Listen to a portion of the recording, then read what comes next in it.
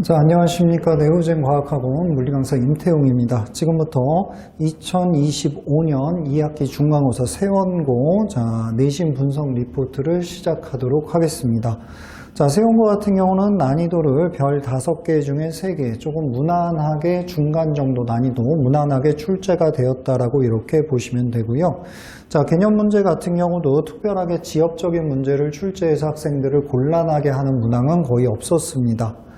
자, 특별히 등급의 변별력을 주기 위해서 출제한 문항들은 고3 기출문제를 변형한 경우가 거의 대부분이었다라고 이렇게 생각이 들기 때문에 학생들이 학원에서 나눠주는 교재에 있는 문제들 그리고 추가로 나눠주는 프린트들만 성실하게 풀고 잘 정리한 학생이라면 충분히 고득점을 받을 수 있을 거라고 예상이 되는 문제였습니다. 자, 그래서 1등급 컷은 95점 이상으로 형성이 될 것으로 예상이 되고 있습니다. 자, 좀 보면 객관식이 약 20문제 정도 출제가 됐고요. 20문제 정도 출제가 됐고 논술형이 3문제 이렇게 구성이 되어 있었고요. 자, 문항별 난이도를 살펴보면 가장 높은 상에 해당하는 문제가 1문제 정도 출제가 됐고 중상에 해당하는 문제가 한 5문제 정도, 그 외에는 굉장히 무난하게 대부분의 문제들이 출제가 되었다라고 이렇게 말씀을 드릴 수 있습니다. 자, 대표 문항을 좀 살펴보면 5번 문항을 제가 대표 문항이라고 이렇게 봤는데요. 자, 5번 문항은 전기력 문제입니다. 그래서 학생들이 조금 전기력을 어려워들 하죠. 자, 해당하는 문제를 이렇게 살펴보면 A와 그림 가에서 A, B에서는 서로 잡아당기는 방향으로 인력이 작용하고 있다라는 걸 통해서 A, B의 부호가 반대 부호인 거를 빠르게 찾아내고, 자, 그림 나에서는 C, D의 전하를 추가적으로 더 갖다 놨습니다. 자, 점전화가 4개이기 때문에 학생들이 조금 당황해하고 힘들어할 수 있었는데 차분하게 보시면 C와 D는 전하량의 크기는 같다라고 표현을 해주고 있습니다.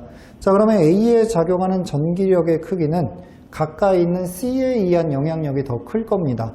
그런데 C 같은 경우는 지금 현재 C를 갖다 놓으니까 A에 작용하는 전기력의 크기가 증가하고 있다라는 걸 통해서 C와 A는 부호가 어떻게 서로 잡아당기는 인력이 작용을 해야 되기 때문에 부호가 반대 부호구나. 자, 이 부분만 빠르게 찾아냈다라면 여러분들이 충분히 나머지는 답을 보기에서 물어보는 보기들을 답을 해결할 수 있지 않았을까라고 생각이 듭니다. 자, 대표 문항 다른 문항을 한번 또 살펴보면 11번 문항을 좀 꼽아봤는데요. 자, 11번 문항도 크게 어렵지 않았고 이 또한 고3 기출문제를 변형한 문제로서 보여집니다. 자, PN 접합 다이오드를 이용한 회로 문제인데요.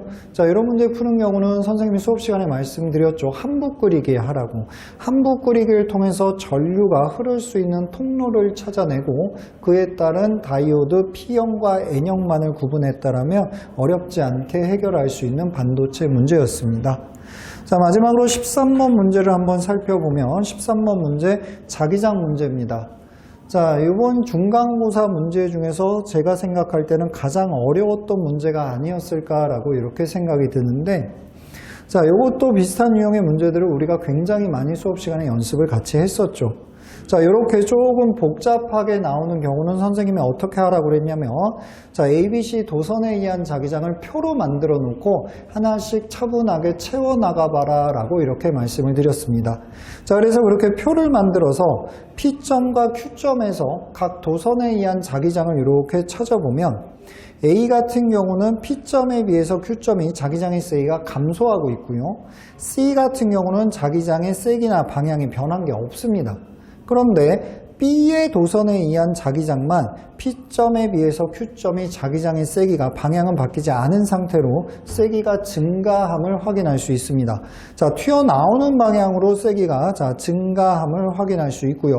그러기 위해서는 요노마가 자기장이 토탈 A, B, C에 의한 자기장이 P점에서 B0였다가 들어가는 방향의 B0 였다가 Q점에서 튀어나오는 방향으로 EP제로가 되려면 얘가 자기장에 뭐하고 있습니까? 증가하고 있다라는 걸 확인할 수 있죠.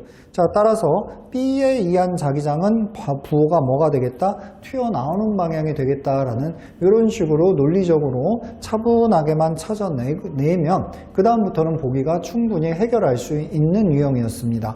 자, 그래서 다시 한번 정리해드리면 세원고 같은 경우는 고3 기출문제를 조금 더 집중적으로 공부를 하셔야 되고, 자, 이제는 기말고사를 대비하셔야 되니까 조금 전에 말씀드린 대로 고3 기출문제를 조금 더 집중적으로 공부를 하면서 학교에서 나눠준 기본적인 유형의 프린트 문제들만 잘 해결할 수 있으면 충분히 기말고사 같은 경우는 고득점을 노려볼 수 있습니다.